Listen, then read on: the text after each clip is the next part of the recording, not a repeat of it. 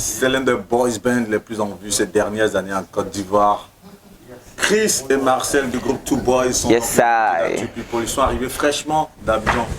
Que le vendredi, c'est ça? Oui, c'est ça. Vous Que êtes le arrivé vendredi. le vendredi matin à Roissy Charles de Gaulle. Si. On voit que là vous affichez les souris. C'est parce que c'est l'été ou c'est quoi? C'est parce qu'on kiffe le moment. Franchement, ça se passe très bien. C'est parce qu'on est content. Là, ça va. Ça va en tout cas. Par la grâce de Dieu, ça va. Super.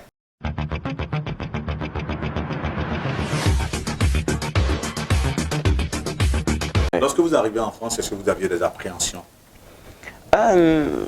Personnellement, non. Pas vraiment. On savait qu'on venait pour travailler. Donc, on ne s'est pas focalisé sur ce qu'on devait entendre ou pas. On venait juste pour travailler. Donc après... C'est ce qu'on fait. C'est ça. Quand je parle d'appréhension, c'est pas mal en soi, d'autant plus que, par exemple, il y a des chansons, on parle de Premier Gaou à Paris. Oui, moi je pense que j'ai eu mon expérience de Premier Gaou à Paris. On est toujours dans notre expérience de Premier Gaou à Paris. Oui, on est toujours dans le nom, mais ça va. Parce que les gens ne savent pas trop comment Gaou. Sinon ça va. Oui. Ça va. Marcel, justement, toi, la première expérience déjà c'était à l'aéroport. Okay. C'est dit que je ne savais pas qu'il fallait prendre un train pour aller récupérer, tu vois. Donc, on arrive, on descend, on remonte, on descend. Donc, mais les gens vont où est nos bagages? On nous dit non, il y a un train là, c'est ça. Il dit, chez nous là, c'est pas ça. Tu vois, après, il dit, donc plus jamais. C'était mon premier Gaou, mais après, c'est que ça a passé, c'est rien. Moment de dodo, elle m'a fait le show tout à l'heure. Si. Christophe, ton authentique de Premier Gaou, c'était quoi? Mon premier Gaou, je pense que c'était pareil. Hein. Ouais. Et puis après, il y avait hier là. Hier, nous sommes allés manger dans un restaurant. Et puis, il y a le gérant qui nous a dit comme ça que... Les vendredis et les samedis. Week-ends, vendredi, samedi, dimanche, là, il faut que tout le monde soit classe en fait, pour aller dans un restaurant. Il dit, ah bon? Je ne sais pas ça. Désolé. C'est vrai que chez nous, souvent, il y a des moments où tu dois bien t'habiller pour entrer dans certains coins. Mais après, on n'était pas aussi mal habillés que ça. C'était juste... Je ne maîtrise pas le nom. On ne connaît pas. Je pense que c'était juste en bas de notre hôtel. On était bien habillés, mais c'est juste qu'on avait porté des sandales. C'est tout. Comme je vois là, vous êtes très relax. Ouais. C'est votre style habituel? Moi, c'est mon style. J'adore les sandales. Je pense que nos styles sont différents. Donc, toi, généralement, tu optes pour quoi? Des baskets, des t-shirts. En tout cas, le style est free, quoi. Jeune, mais on est différent de style. Ok, c'est clair que là, on est déjà dans le but du sujet. Ouais. Vous êtes des modèles pour des millions de jeunes. Comme Two Boys, c'est quand même plus de 100 000 abonnés sur votre chaîne YouTube, avec plus de 13 millions de vues sur vos différentes vidéos. Et vous avez eu un parcours. Le parcours, il est su de beaucoup de personnes, de ceux qui vous suivent. Mais on va essayer de remémorer un peu pour ceux qui suivent notre chaîne. Et moi, personnellement, je l'avoue, tout à l'heure, dans les échanges, vous m'avez briefé un peu là-dessus. Mais lorsque on commence par une porte comme celle de The Voice, on se dit tout de suite, tout est acquis, ou on se dit c'est maintenant, on va faire nos preuves véritablement? On s'est dit c'est maintenant la bataille contre l'âme. C'est maintenant même que ça commence. Parce qu'après The Voice, il y a des expériences. Il y a des choses sur lesquelles tu dois te focaliser. Il y a la concentration. Donc c'est vrai que The Voice, quelque part, nous avait quelques portes, mais ça n'a pas été facile. En fait, The Voice, c'était vraiment comme une école. Ouais. C'est vrai que c'était à court terme, mais c'était comme une école. Parce que grâce à The Voice, on est moins coincé. Sur la scène. Sur la scène, voilà. On est moins coincé. On arrive à gérer le stress. Devant un grand public, à gérer le stress. Franchement, il y a eu plus de bien que de mal. Donc, on s'est dit tout de suite que c'est maintenant que les choses allaient commencer. C'est vrai que vous voyez, ça a été cette école-là qui vous a donné les rudiments du métier, mais bien avant, vous étiez déjà là-dedans. La vraie école, c'était les pianos-bars. Parce qu'on faisait des pianos-bars les soirs. The Voice a juste contribué. The Voice, voilà, comme j'ai dit, a été l'ouverture de quelque chose. Sur les yeux des gens, peut-être sur nous. Sinon, la vraie école, c'était les pianos-bars. Toi, tu as commencé comment dans les pianos-bars? On a commencé ensemble. C'était comment on partait regarder nos grandes sœurs, grands frères, du milieu chanter. On apprenait sans qu'ils ne sachent qu'on apprenait auprès d'eux. Et c'est comme ça qu'un jour on nous a donné le micro. On a saisi la chance, on a commencé à chanter, les clients ont aimé. Et du coup les restaurants, les pianos-bars nous ont contactés pour travailler. On va essayer de vous dissocier tout de même. Cette passion de la musique, toi, elle te vient comment? Depuis petit, hein. Ça sera pareil. Depuis petit, parce que après, moi, je chantais à l'église. Voilà, je chantais à l'église et souvent, ça me manque beaucoup. Donc, c'est parti de là. Ensuite, j'ai essayé un peu de voir un peu d'autres trucs, genre fait des chœurs d'artistes. C'est depuis petit, c'est venu comme ça. Pareil pour Chris? Moi, c'est pareil. Depuis petit, j'ai chanté aussi à la chorale. C'est à moi en définitive ou pas? Parce Non, mais- que vous avez tout fait ensemble quand même. Oui, parce Bon. que concernant la carrière, on a commencé ensemble. Oui, on a Voilà. commencé la carrière On a ensemble. commencé nos expériences Ensemble. musicaux, oui, musicales, mon cher. Vos expériences musicales. Les expériences. Une expérience, donc nos expériences musicales. On a commencé ensemble. Du Oui. coup, on a pratiquement la même histoire. Mais la différence, c'est que sans faire exprès, on a commencé un peu pareil. Parce que moi aussi, j'ai commencé à chanter à la chorale de mon église. Et tout, c'est parti de là. Et depuis lors. La rencontre s'est faite comme C'était par le bien d'un ami qu'on avait en commun qu'on s'est rencontrés une fois à la plage. Il m'avait entendu chanter et il est venu vers moi. Ah Marcel, tu chantes vraiment bien. Et j'ai dit ah merci beaucoup. Ensuite il a chanté et puis cette partie de là, on a remarqué qu'on avait les mêmes passions qui étaient la musique. Après nous sommes devenus amis. Après on a traversé les expériences ensemble, comme aller vers les gens qui chantent, avoir des renseignements dans les pianos bars et puis faire ce métier là maintenant ensemble. ça. C'était en quelle année? Toujours 2017, C'était en 2016. 2016 même par contre. 2015, 2016. Donc ça Voilà. fait maintenant 6 ans que vous cheminez ensemble. Oui. En 6 ans, vous avez su écrire votre carrière musicale. Oui. Mais vos parcours scolaires sont tout de même différents. Oui. Ouais. Moi, je me suis arrêté en terminale quand j'ai eu le bac A. Par contre, lui, il a continué. Avant que Chris ne donne lui son parcours scolaire, toi, c'était où? Moi, je fais beaucoup de... J'ai fait San Pedro, j'ai fait Giglo, j'ai fait... Si on doit faire un récap, toi, tu es né où? Parce que j'aime bien... Ah, moi, je suis né à Grand Bérébi. Merci. Voilà. Ouais. Tu vas nous parler de ton parcours depuis Grand Bérébi, depuis ta naissance jusqu'à ton parcours scolaire. Et après, on va remonter, on va dire... Ok, voilà, ok. à la musique. Et ce sera le même exercice. D'accord. À Grand Bérébi, j'étais un peu petit, donc j'ai pas trop d'expérience, genre je me rappelle plus. Et San Pedro, si. J'ai fait peut-être de la 6e à la 3e. Ensuite, je suis allé à Giglo, voir ma maman un moment, et je suis revenu à Abidjan. Voilà, terminer mes cours. Mais là, quand tu passes là-dessus rapidement comme ça, c'est vrai que la 6e, tu l'as faite à San Pedro. Ouais. Giglo, tu as fait quelle classe après Abidjan? Non, j'ai pas fréquenté à Giglo. Giglo, j'ai juste fait des vacances, Ok. voir la famille, et revenu ici à Abidjan pour terminer de la seconde jusqu'à la terminale. Et c'était dans quelle école? Lycée moderne de Marcory. Donc jusqu'à la terminale, tu as fait le bac ou pas? Ouais. Oui, si j'ai eu le bac A2, puis après j'ai arrêté. C'était compliqué parce que c'est là que j'ai eu des sensations de je veux chanter. Donc c'était un peu compliqué à la maison, surtout avec mon papa. C'était un peu difficile, mais bon. Après, je pense que ça va. On va revenir sur ça. Chris, toi, ton parcours scolaire? Moi, je me suis arrêté en 2e année de Sciences Éco. Mais j'avoue que j'ai eu envie d'avoir le bac pour pouvoir être libre. Parce que mon papa, il me disait toujours, moi, je ne suis pas contre ce que tu as envie de faire. Mais je veux juste que à l'école, tu sois à un bon niveau et tout. Au moins que tu aies le bac. Donc, quand j'ai entendu au moins que tu aies le bac, franchement, je voulais avoir le bac. Et j'ai eu le bac. J'ai poursuivi. Et en 2e année de Sciences Éco, j'ai arrêté. Ma sœur, on partait faire nos piano bar. Donc toi, tu as fréquenté où essentiellement? J'ai fréquenté à Yopougon. Ensuite, j'ai fait mon année Dans quelle universitaire. école? Yopougon, j'ai fait le lycée Pierre Gadier de Yopougon. J'ai fait le lycée, j'ai fait aussi le collège au Ofumu-Yapo. C'est là que j'ai eu le bac. Ensuite, je suis allé à l'université de Cocody pour faire la première et la 2e année de Sciences Éco. J'ai pas terminé et puis c'est passé comme ça. Toi, c'est quoi tu as eu comme souci avec les parents? C'est pas vraiment des soucis, c'est le fait que, comme tout parent, tu vas pas aller à l'école pour devenir artiste parce que dans leur tête, artiste, c'est beaucoup de choses. Il y a trop de choses qu'ils imaginent, tu vois. Donc il y avait ça, il fallait braver ça pour prouver que c'est ce que vraiment tu veux faire. Donc il n'y a pas vraiment eu de soucis. Du coup, tes parents te prédestinaient à quel métier? Franchement, je sais pas, mais je pense pas que ça va être la musique avec mon papa parce que mon papa, il était très sévère autant. Tu faisais quoi?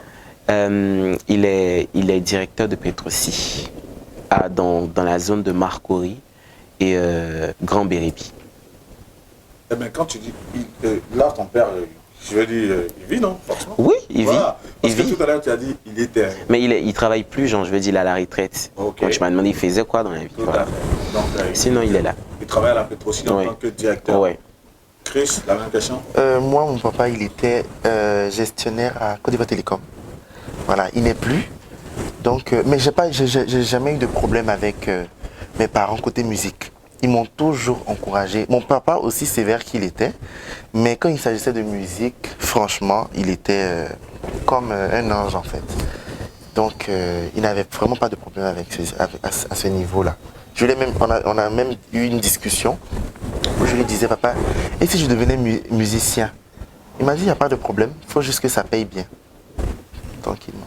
Je vais révéler un peu des souvenirs assez douloureux. Tout de même, tu as perdu ton père, tu as quel âge? C'est en 2017. Non. Ah ouais. 2017, oui. 2017-2018. C'était entre 2017 et 2018. Disons 2018. Ouais. C'est 2018 par contre. 2018. J'avais à peine 20 ans. Comment 20 ans. Ça? J'étais... Bon. En ce moment-là, je ne voulais vraiment pas. Tu sais, je suis quelqu'un, j'aime pas la tristesse.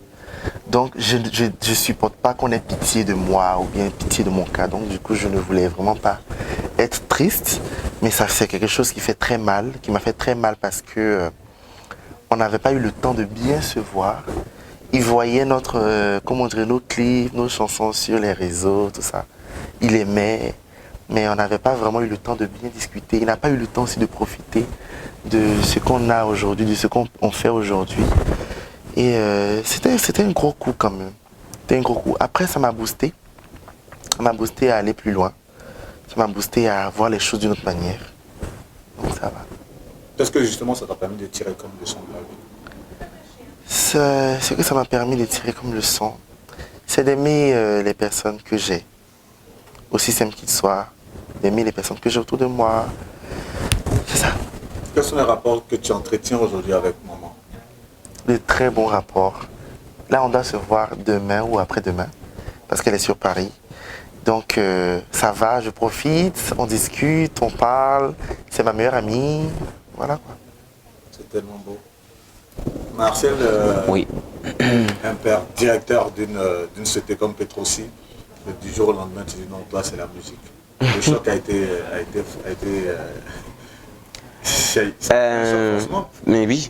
mais oui, aujourd'hui, je veux dire, il y a une certaine récompense derrière. Quand tu vois une de tes tantes qui dit, ah, c'est ton papa qui m'a remis ton numéro 1. Il m'a dit, ah, c'est mon fils qui chante là, c'est lui, hein. Il a grandi, tu vois, il y a une certaine fierté derrière. Tu te dis, quand même, tu as réussi à montrer que tu pouvais. Parce que j'ai vite pris mon indépendance, hein. Ouais. Donc, quelque part, il y a une certaine fierté derrière. De lui, que ce soit de lui, venant de ma maman. C'est pareil. Ma maman n'a jamais été compliquée sur le fait que je veux faire la musique. Non, pas du tout. Elle m'encourageait, elle essayait de comprendre. Comme lui, je pense aussi. Donc, après, moi, j'ai pas de problème avec mes parents sur ce coup. Je les aime comme ça. Et je suis content parce qu'ils sont encore là. Comme il a dit, il faut profiter des personnes qui sont encore là. Et c'est de demander à Dieu de leur donner une longue vie, de pouvoir profiter encore de toute cette grâce qu'il nous donne. Ouais. Tu as dit que tu as pris ton indépendance très tôt, pareil aussi. Oui. Très tôt comme ça, on se lance dans la vie active. Quelles sont les armes qu'on a? Tu as eu des tontons, des amis qui t'ont conseillé ou tu t'es lancé tout de suite? Les armes. Ouais. Bon. Les armes qu'on a, c'est la persévérance soi-même. Et puis l'esprit de ne pas vouloir décevoir les parents. Voilà. L'esprit de vouloir toujours plus vivre bien. Oui. Pour ne pas qu'on dise en fait, depuis ils ont pris leur indépendance là, ils sont devenus... Tu vois, le train de vie a rétrogradé. Grave. Non, pas du tout. Donc c'est à quel âge vous quittez le cocon familial vous deux? En tout cas pour moi c'est un peu trop indiscret donc je ne dirais pas, mais ce que si c'était tôt. Voilà. Moi j'avais 17-18 ans. Ouais. Quand tu as quitté la maison? Ouais. Et que tu as pris ton tout. Je n'ai pas dit je quitte la maison. Hein. Je suis parti. C'est vrai que je mentais de temps en temps pour dire que en fait je partais faire des gombos, c'était un peu loin, tout ça. Et puis les jours avancent, et puis un jour, paf. J'ai dit la vérité et puis bon. En définitive, tu as dit aux parents, non, je vous cachais un peu mon petit jeu, mais j'ai pris mon petit sucre. Voilà. C'est ça. Oui. Du coup, quand les parents ont su qu'on était, Marcel et moi, à la Palmeraie, ils ont dit, Donc, vous avez pris une maison jusqu'à la Palmeraie. Donc vous avez l'argent. Vous avez l'argent. C'est que la musique, là, ça paye. Hein. Donc là, après... ça m'a un peu adouci. Je me suis dit, ah ok, c'est qu'ils n'ont pas mal pris. Ça va. Mais c'est pas... Est-ce que c'est facile quand même pour des jeunes de Ah non, non. Ah non, non, c'est pas facile. Racontez-nous ces débuts-là. Parce que tu... Déjà... Déjà que tu pars tôt de chez toi, et tu es dans un domaine où ça ne payait pas vraiment les pianos, bah, c'était pas des millions, quoi, tu vois. Mais il faudrait d'abord qu'on devait économiser pour la maison, pour les factures, pour la nourriture. Donc, avant d'aller au travail, tu te dis, Seigneur, bénis ma soirée, parce que sans toi, personne, tu vois. Donc, tu te dis, c'est pas facile. Mais je ne sais pas comment c'est arrivé, et puis aujourd'hui, on est là, mais je pense que c'est la grâce de Dieu quelque part. Dieu a fait beaucoup. Oui, et on a rencontré aussi des personnes jusqu'à aujourd'hui qui sont dans nos vies, qui nous soutiennent financièrement, moralement, qui nous écoutent. Et je pense qu'il y a ça aussi, savoir s'encadrer des bonnes personnes. Exactement. Savoir s'encadrer des bons conseils, ça paye aussi souvent. Oui. Quand vous décidez de vous lancer en tant que boys band, est-ce que vous aviez des modèles dans ce domaine-là, dans le domaine musical? Modèle. En tout cas, on admirait et on continue d'admirer, comme toujours, notre grande sœur José. Musicalement parlant, c'est un modèle. De façon parler artiste, sa voix, quoi, vous voulez voir, vocale. Pour moi, c'est la best côté féminine en Côte d'Ivoire, en Afrique. Christ et Marcel ne peuvent pas se dissocier, tout comme on ne peut pas dissocier de José. Forcément, on va parler de ces rapports fraternels que vous avez avec elle. Mais est-ce que dans le conglomérat musical, parce qu'on a connu des boys bands en son temps, par exemple, je veux dire, nous à notre époque, les gens de ma génération, merci, et autres, Chris Crott et autres, est-ce que vous aviez des modèles dans En tout cas, on a toujours comme modèle, moi personnellement, j'ai toujours comme modèle Mewe, David Taïro. Donc les boys bands n'ont jamais été vos... On n'a pas été, moi personnellement, oui, exactement. Des artistes moi, effectivement. Je ne connaissais pas vraiment des groupes moi de aussi. chanteurs. C'était plutôt des artistes individuels, par exemple Chris Brown, ainsi de suite. En tout cas, moi j'étais plus artiste américain. Moi j'étais plus que je découvre José. Ouais. Ok. Vos débuts, vous les faites dans les pianos bars. Forcément, il y a pas mal de petites épreuves auxquelles vous êtes confrontés. Est-ce que vous pouvez nous relater certaines épreuves? Il y a tellement, mais il y a une... laisse le temps de... Il y a une que je m'en souviens. De bien construire ton récit. C'est une fois on devait aller chanter un mariage. On a chanté jusqu'à près de 4 heures si je ne me trompe pas. 6 heures. Et au sorti de là, on nous tend genre 25 000 quoi. Genre tu vous êtes mes bons petits. Oui, genre 25 000, c'est ça, vous êtes mes bons petits en fait, tu vois. J'ai dit, ce jeu-là, j'ai vraiment pas oublié jusqu'à aujourd'hui et je vais pas oublier. Mais ça fait partie. Payer le pianiste. Oui, tu dois payer le pianiste, tu dois payer le transport. Finalement, tu te rends compte que tu as chanté cadeau, quoi. Mais après, on devait passer par là. Chris? Oui, il y a ça, il y a cette expérience-là. Il y a aussi une autre expérience dans laquelle nous sommes allés chanter dans un grand événement culturel en Côte d'Ivoire. Franchement, c'était un grand événement. Et on s'est apprêté en fonction. On s'est même endetté pour acheter nos tenues parce qu'il fallait porter du tout blanc. Donc on a payé nos tenues, tout ça. On a fait des répétitions. En fait, tout était bien jusqu'au jour qu'on a fini de prester. On nous a attendu 20 000 pour nous deux. Et l'événement se faisait à côté de l'aéroport, au Radisson Blu. Deux garçons comme ça, 20 000 francs. Déjà que le transport de l'aéroport à la Palmeraie, ils vont te prendre facilement 5 000. On s'est dit en fait, et puis ce jour on a refusé même de manger, tout ça. On a dit on mange pas, comme on aura beaucoup d'argent, on mange pas. On s'est dit que bon, on va économiser, qu'on arrive, on fait 20 000, ça fait genre...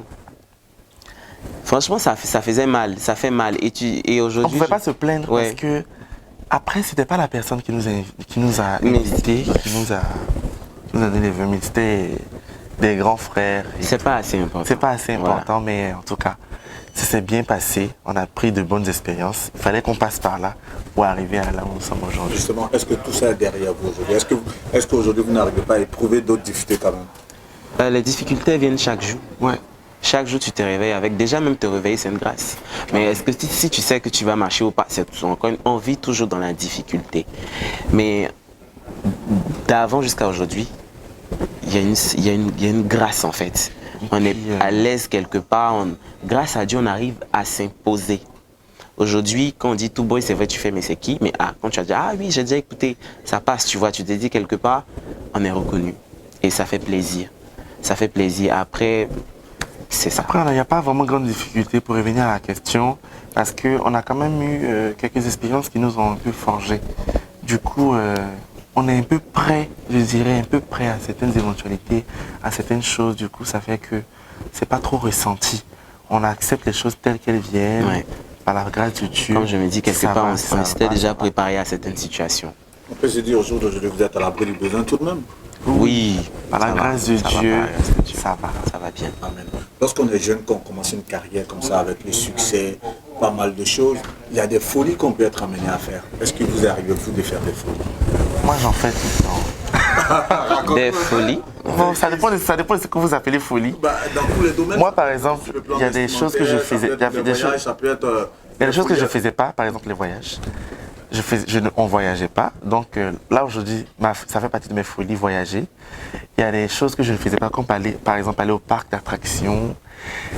Aujourd'hui, je peux me permettre d'aller au parc d'attractions, m'amuser. Parce que quand on était jeune, vu qu'on a commencé à prendre notre indépendance tout jeune, il y a des jeux de jeunes qu'on ne faisait pas. Voilà, donc aujourd'hui, on peut aller dans les parcs d'attractions, on peut se permettre de faire certaines choses qu'on ne pouvait pas, qu'on voyait trop cher. On peut se permettre d'acheter certaines tenues. Donc, franchement, La tenue la plus chère que toi, tu as pu t'offrir, c'était à combien? On sait pas. Non, t'inquiète, lâche-toi. en CFA, c'était 420 000. 420 000 francs, c'était toi. C'était quoi? C'était une tenue, un complet, un haut et un pantalon. Marcel et toi? Ben, je sais. Lui-même, il est grave dans ça. Non.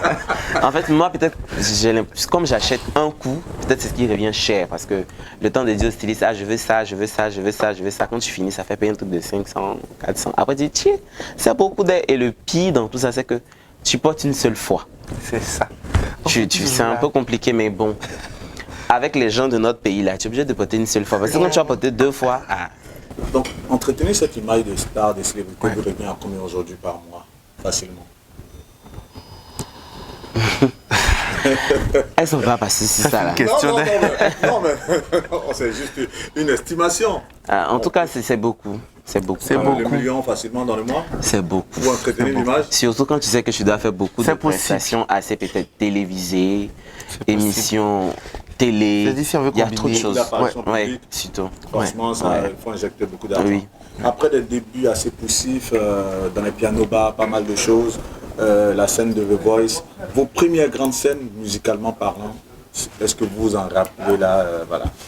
Oui, Est-ce que vous pouvez nous les faire partager? il y en a beaucoup. Non, Mais moi, je me premières scènes rappelle. où on s'est dit, ah, là, vraiment, on a fini de galérer dans les pianos-bars. C'est vrai, on a fait Voice, mais là, on est maintenant en C'est vogue. les Kiff No Beat.